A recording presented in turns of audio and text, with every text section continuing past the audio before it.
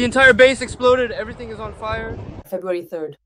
Ukrainian armed forces paratroopers are entering Crimea. It's very scary. The military airfields at Kacha and Belbek have been blown up.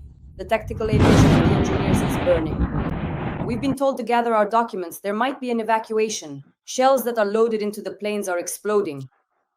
Since they're lying there in a chaotic manner, it's unclear they could fly off in any direction. The Ukrainian armed forces are preparing a naval landing in occupied Crimea and a massive attack on the Kerch Bridge. No one is allowed near there, not people, not anyone. It's useless to try to put out the fire. This is an airfield, not a small town. It's an airfield. In short, it's a complete mess. The whole sky is ablaze. Trump is ready to deliver Tomahawk and Barracuda missiles. Their targets are Moscow and St. Petersburg. Military facilities, oil refineries, and electrical substations. The entire plant is completely on fire. The fire is already out of control. There isn't a single fire truck on the premises. Everyone has evacuated from there. All the hoses and everything else there have burned up. Moscow and St. Petersburg, get ready. Massive blackouts are real, fuel shortages, and a harsh winter ahead. At the same time, oil refineries were attacked, disabling more than 40% of Russia's oil refining capacity. Losses are estimated at over $100 billion. Russia is experiencing an energy and fuel collapse. And Crimea is being prepared for deoccupation. Yeah, not really. Why are you so jumpy? Not really right now. I don't have enough dough. I'm not scared. We barely made it out alive. There's a fire there. We'll discuss all this with the well-known military analyst Roman Svetan. Breaking news, friends. Military airfields in Crimea, Kacha, and Belbek are burning right now. Explosions. No, something's messed up over there. Look at the airfield. Damn it all. I almost crapped myself. Most of the tactical aviation has been put out of action, according to public sources. Something's burning in the center. We're preparing for the deoccupation of the peninsula, according to Sky News. That's the goal of the military operations. Drones attacked the Azot plant in Perm-Krai and Orsk, Nefteoxyntez in Orenburg region, Russia.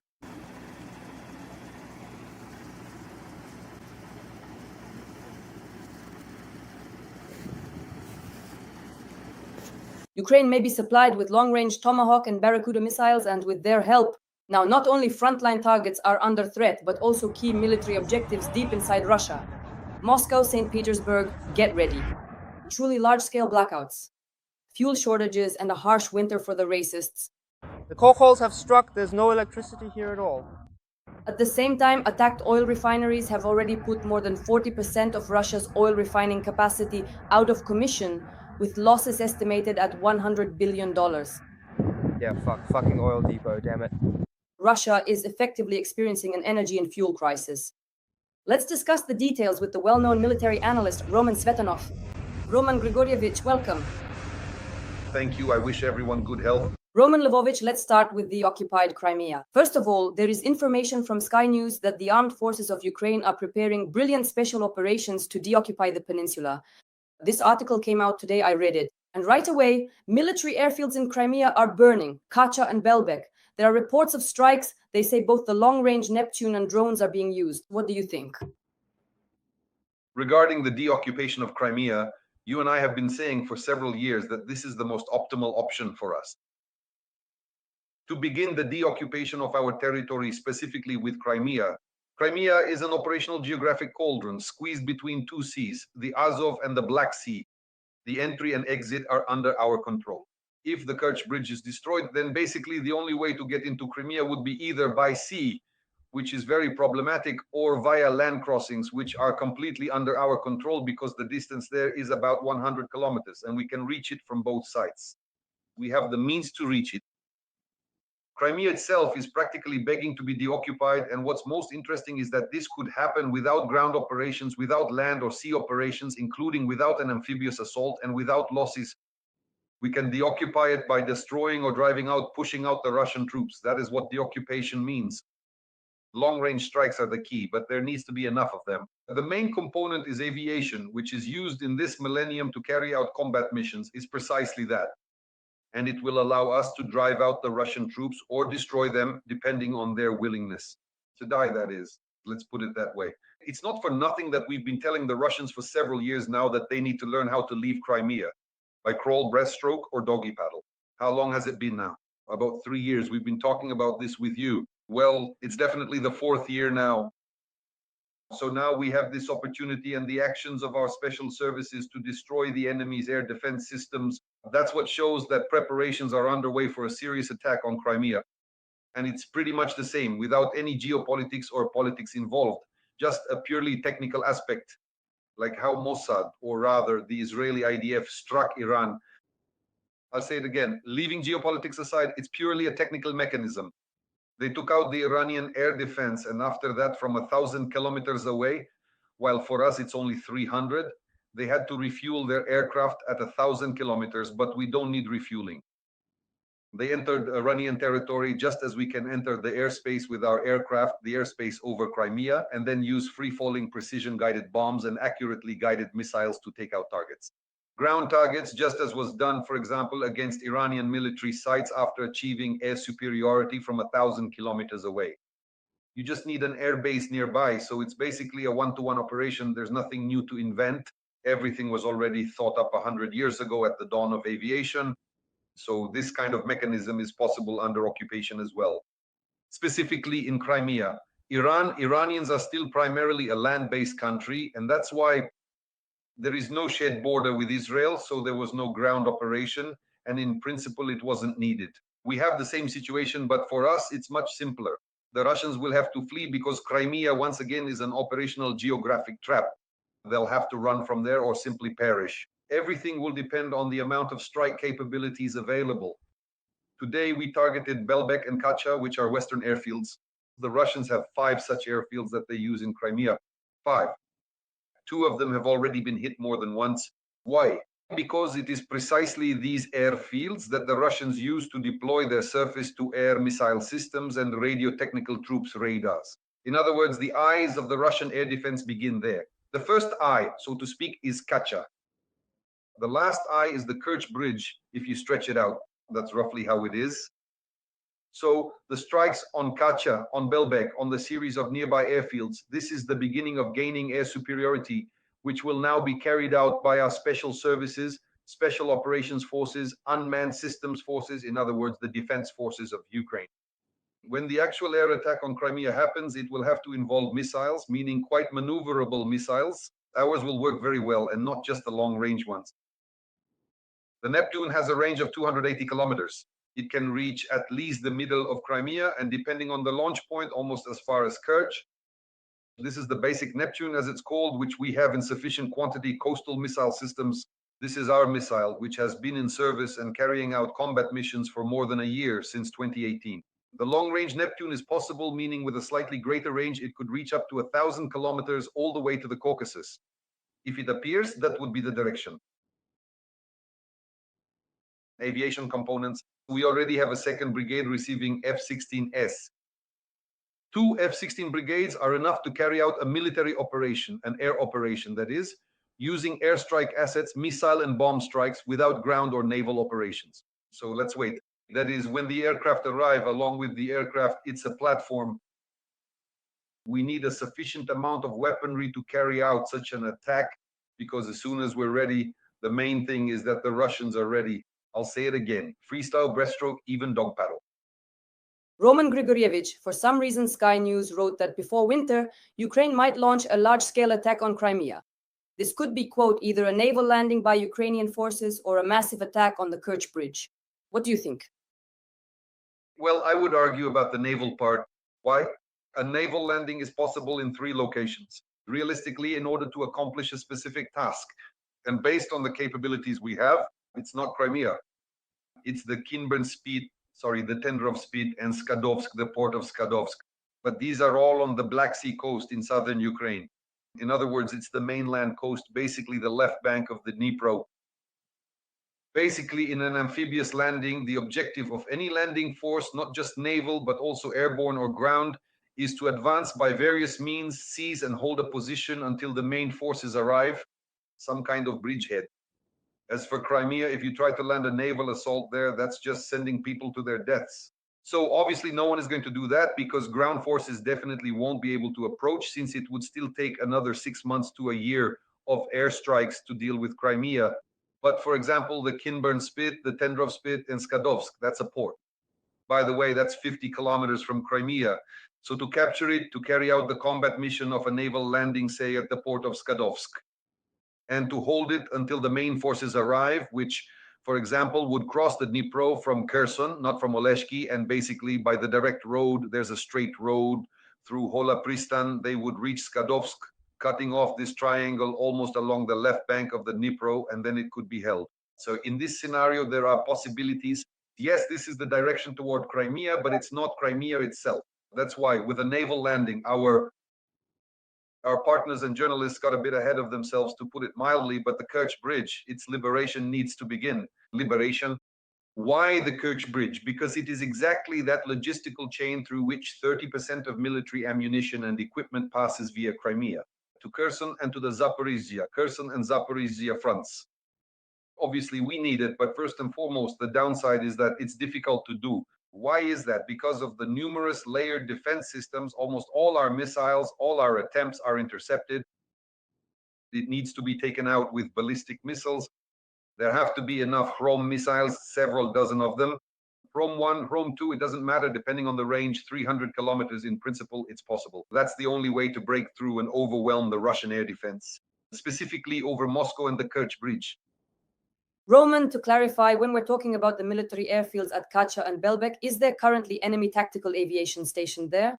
And in what numbers? Because you and I don't know, we discuss strikes on Kacha and Belbek almost twice a month. This happens regularly. Those two airfields are there and are used as forward operating bases. Tactical aviation is stationed there as well, mainly the Russian Federation's naval aviation and army aviation helicopters are constantly present there. Helicopters that are in use. They are used to counter our drones, both surface and aerial. In other words, the helicopters can operate up to 1 kilometer in altitude. By the way, this is actually the only, well, not the only, but one of the main means of destruction that the Russian Federation uses against our drones, including aerial drones. There are simply a lot of helicopters. They have many, and the entire range of the helicopter fleet is army aviation. And so at forward airfields like Belbek and especially Kacha, they are stationed there. They have reloading and refueling points there. In other words, the whole process is set up. They're not the main bases, but they serve as forward airfields. They fulfill their role there. Roman Grigorievich, now regarding the strikes on oil refineries and other targets, we attacked the Azot plant in Perm-Krai, Orgnefte, and Orgsintes in Orenburg Oblast. What do you think about that? Well, now we know where the Russian orcs come from Ork. Yes, from there. In other words, our specialists have highlighted it. This is where the Ork lair is located, or at least somewhere around there. But seriously, of course, we've talked about this with you before, and in principle, our listeners should be prepared for it. The next stage in destroying the Russian economy is through the destruction of Russia's chemical industry, meaning the oil and gas sector. Basically, almost all of Russia's chemical industry, the part that mainly uses gas, is tied to the oil and gas sector. So why are they now targeting the chemical industry, for example? And our drones are even flying as far as 1,500 kilometers. But the main goal, first of all, is to try to completely destroy that plant. And that's actually possible. Take the plant that was hit, the Perm plant. Besides producing ammonia and so on, it also produced ammonium nitrate. Ammonium nitrate is used in the production of explosives and in large quantities. For us, it's very important to take out the chemical industry in this regard, to prevent Russian, let's say, powder plants from being able to produce explosives. So ammonium nitrate, among other things, is also highly explosive. If anyone remembers, a few years ago in Lebanon, in Beirut, there was an explosion of ammonium nitrate, Russian, by the way. A Russian ship had docked there at the time, either standing by or unloading, and then suddenly it exploded, as they say. So this kind of sudden explosion can be organized at any chemical plant that produces ammonium nitrate. That is, the Perm plant was producing it. Well, and the Omsk plant, that's basically, you could say, oil refining. Mainly it's gasoline, diesel, and aviation kerosene. For us, this Orsk plant is very important. And the next one after it, if you go further east, about 3,000 kilometers, Is the Omsk plant the oil refinery? So that's the Orsk one. From there, it's Orsk, yes, and further on below Kazakhstan, yes, that's Omsk. So in Omsk, there is an oil refinery, the largest in Russia, with an annual processing capacity of 21 million tons. That means it's serious money, and it's essential to reach it and stop this oil processing. Yes, they do process some Kazakh oil there, but nevertheless, the money comes from the processing, so it's necessary to get to it. Well, since they made it to Orsk, I think they'll reach Omsk too.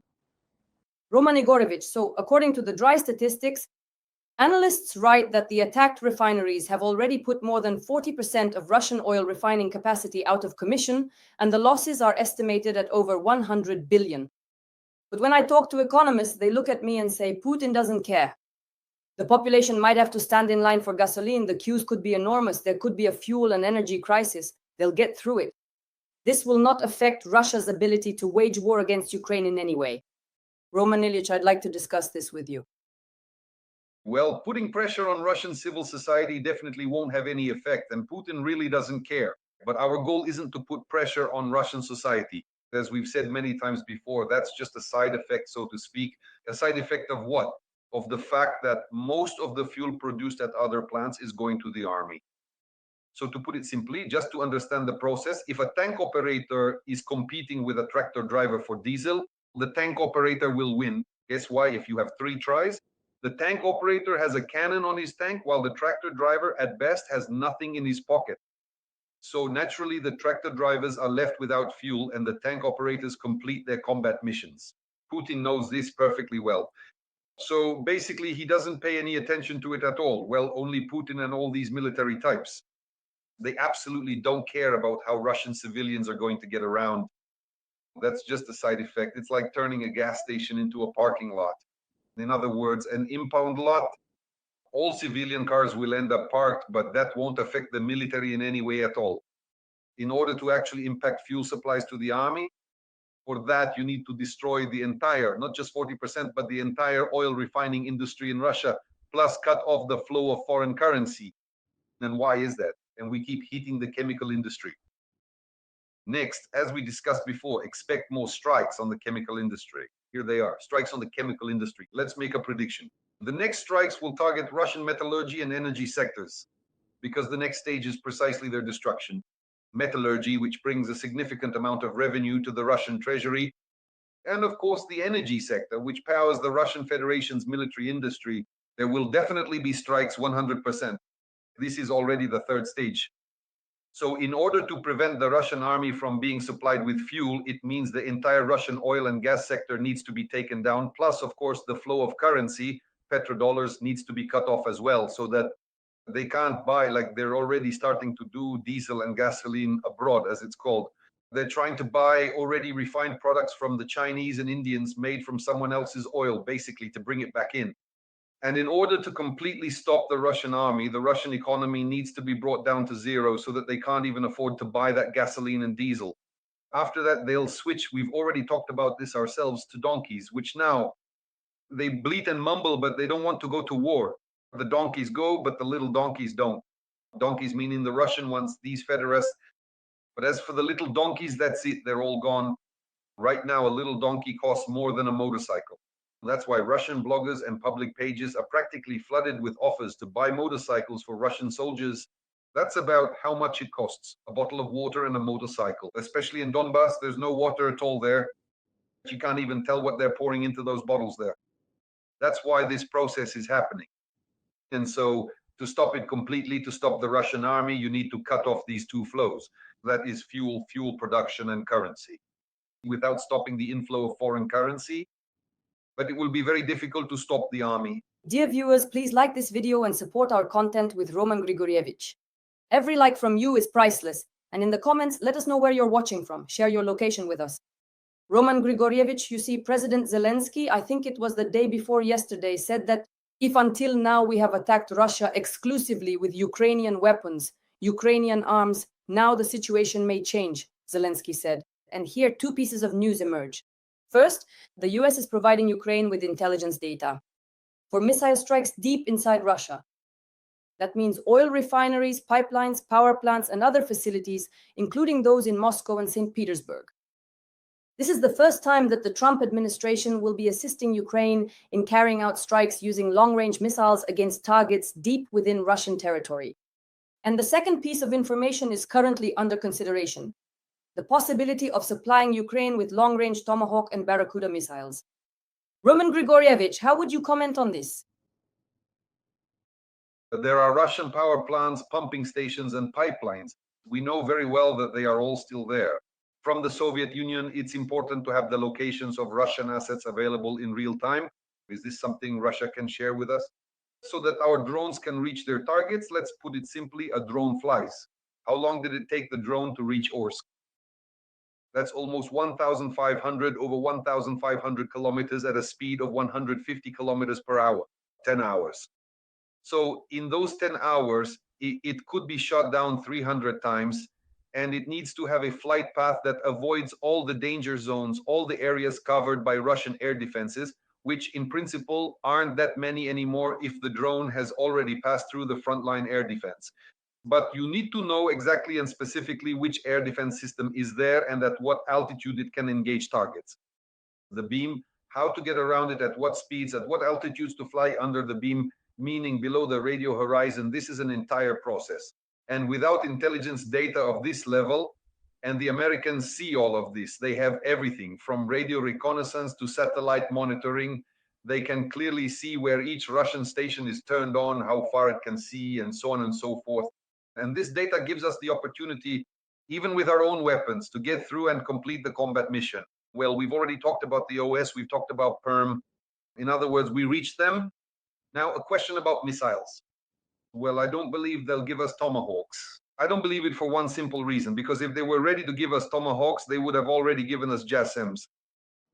For the F-16S that we have, they've already given us ATACMS for the HIMARS that we have. So it's more just talk at this point.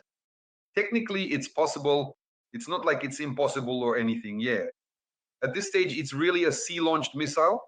But a few years ago, a program was launched to restore ground launches, the so-called mobile ones. A sufficient number of launchers have already been created: Typhoon, Typhon. They're also called that, well, depending on how people translate it, Typhoon, Typhon. These launchers make it possible to fire. That is, to launch a Tomahawk missile from this launcher. It's the same, basically, it's the same launch tube as the Mk-41 shipborne launcher. They just took it off and mounted it on a vehicle chassis, and from there you can carry out a combat mission. But again, let me repeat, why don't I believe it at this stage? Why? Because we've already been promised JASSM. We already have a second F-16 brigade, but not a single JASSM has arrived. By the way, we've been given even fewer cruise missiles. This issue could have been resolved, but they're afraid. So if they're afraid to give us JASSM, do you really think they'll give us Tomahawks? But something like, say, the Barracuda, well, it's not exactly the same. You could call it a drone missile. And you say that it's not a Barracuda. Yes, I'm talking about the Barracuda. So the Tomahawk is still a cruise missile, a medium range one, and its range is about 2,000 kilometers, give or take 500, depending on the type of warhead.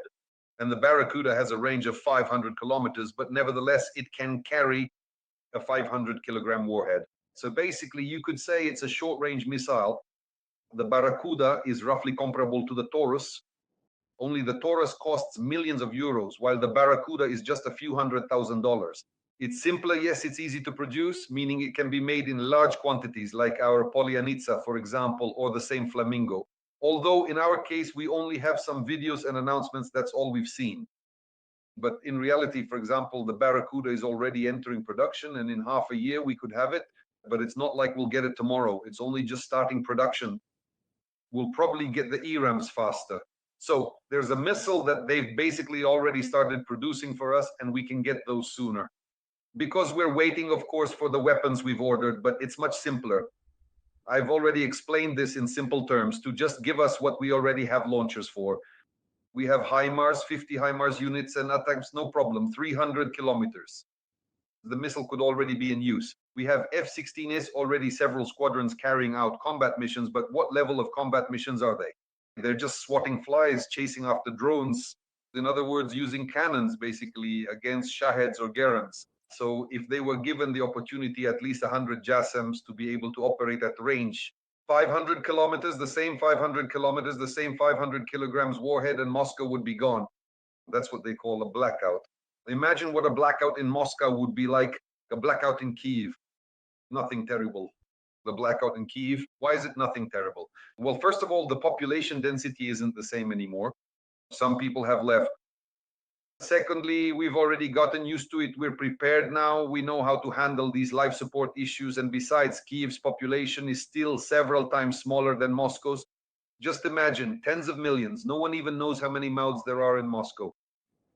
Now, just imagine how many behinds there are in Moscow. And if they all go to the bathroom at the same time in a single day, but there's no water, no electricity, let's just say the air will be filled, so to speak, with the Russian spirit.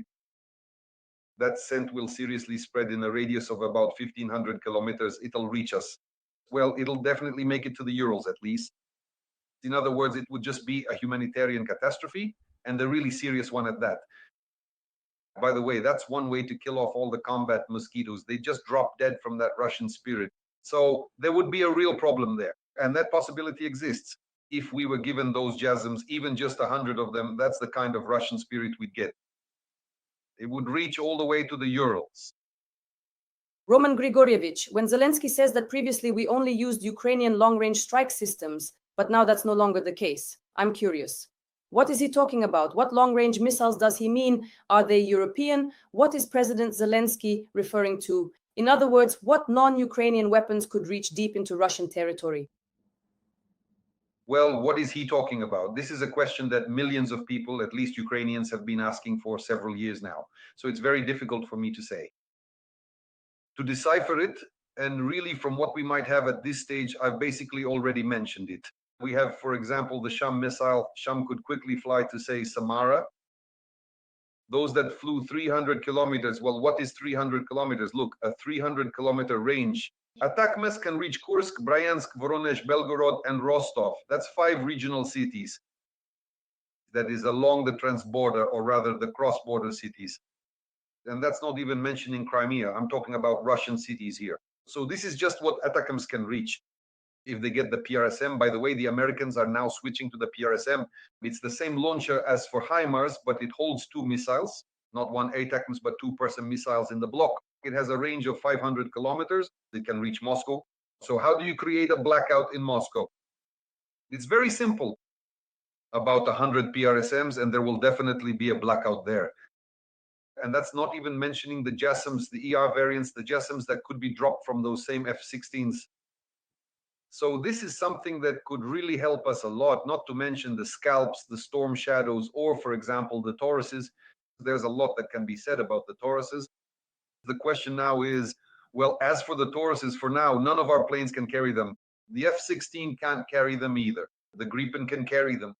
So not ruling out the possibility that if we get Gripens, even just a pair of planes, though they usually transfer them in groups of 4, then we could also get Tauruses.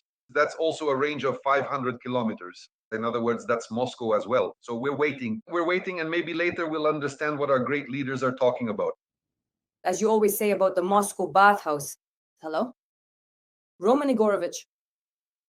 So let's talk about drones over the territory of the European Union and NATO countries. So 15 drones were detected for the first time at night in Belgium over a military base. Airports were shut down. Then drones appeared in Munich. Everyone was in shock. Civil aviation, airports temporarily suspended their operations, the plan, the carpet. Then at Valdai, Putin is asked, well, as they say, Vladimir Vladimirovich, how long are you going to keep sending drones? He says there will be many of them, but you understand it's not us, it's over there. The guys are just messing around. And in this way, essentially, Putin announced that a huge number of drones would be roaming the expanses of the countries of the North Atlantic Alliance. Roman Lenkovich, what does this indicate from a military point of view? Well, in Belgium, for example, there is probably also some pressure, more economic, let's say. Why? Because Belgium holds the main Nabiolina reserves, right? Those securities that she placed there, it's about 200 billion euros. Our person specifically, we've already talked about Nabiolina. What kind of Tatar is she? She's pure-blooded Ukrainian. How else could she have helped us? That's one. So that's probably one of the reasons why they're flying over Belgium. A purely military reason. There's a base in Belgium where American nuclear weapons are stationed. Among NATO countries, there are a few that have their own nuclear weapons. Those are France, Britain, and the United States. About 150 American nuclear warheads are also stationed in 5 other countries. In Belgium, the Netherlands, Germany, Italy, and Turkey. And so naturally, there's a base in Belgium, and that's why the Russians, of course, will now be trying, at the very least, to somehow find some ways to approach these bases, among other things. The flights of these drones are not so harmless. They're not so harmless. This isn't just a provocation. This is already combat. This is the execution of a combat mission. What do the drones do? They create what's called a digital map of the area, approaching certain targets and starting to photograph them, converting the images into digital form, which can then be uploaded into missiles, into their guidance systems, into onboard memory. A missile, has anyone heard of machine memory? Well, that's exactly those photographs, which are first taken by the same drones, then uploaded in the missile on the terminal phase of its trajectory when it approaches the target. And for example, electronic warfare systems try to interfere with it to cut it off from control and satellite communication. So at that point, it doesn't need the connection anymore. It doesn't need a connection to the satellite if it has machine vision. That is, it's a bunch of photographs that it uses to simply home in on the target. But those photos need to be taken. They need to be taken from the air, from certain angles. And that's what these drones are doing. Because to be honest, I don't understand why they aren't being shot down. This is preparation for serious strikes, for specific strikes, using the means of destruction that the Russians have. If we have them like our Neptune, just so you know, this information is actually publicly available. And it also homes in on the target using exactly this kind of machine vision. Why is it that electronic warfare systems practically don't affect it? Well done, KB. Lucchini right here, and even before that. Why, for example, fight against electronic warfare? What's the point? If you can just disconnect from the satellite altogether and carry out the combat mission in exactly this way, it's just a different approach, different frequencies. There's a long wave that's used, a different set of these digital photos, but nevertheless, it's basically this kind of principle. That's why Europeans shoot down everything that buzzes, especially over military sites. Otherwise, something will buzz over you later that you won't like at all. Friends, please like this video and write in the comments if you would like to support our tandem. Roman Grigorievich and I meet 3 times a week to discuss key military and political topics. Roman Grigorievich is our military analyst, sometimes a psychologist, sometimes even a psychiatrist when he evaluates the actions of the Rushists and Putin. But we always provide clear analysis. The well-known military analyst Roman Svetlan. Roman Grigorievich, thank you very much. And as usual, see you again on Monday. Goodbye.